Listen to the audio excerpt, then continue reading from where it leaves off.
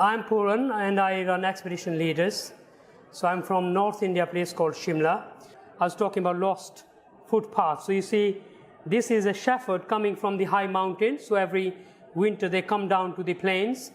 And it is very, very difficult for them to bring their herd through these roads because the big trucks beeping away and the struggle. So actually these are the people who are the pathfinders.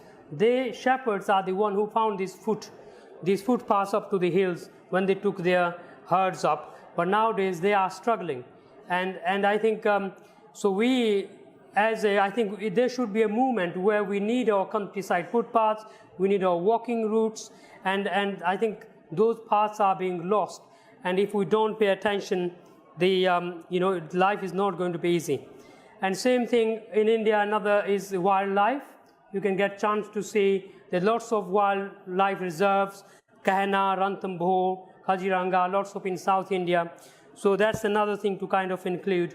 And amazing wildlife safaris you can do. You can stay in lovely camps or hotels. That's another part. And another thing with India is that, and in Africa as well, lots of where there's wildlife, people somehow also have lived in harmony with animals, living together. So everybody's keeping their distance, which is again, threatened by the modern kind of civilization. In the villages, you get chance to see the village life, how local people do things. I think promoting some cultural, some sustainable things is always good.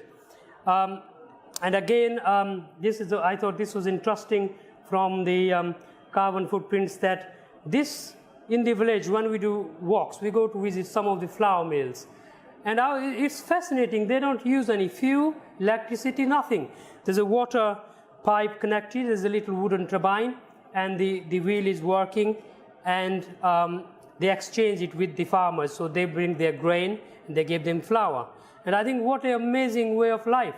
So I think those things has to be kind of promoted as well. And I think they are the crucial facts for the green footprints.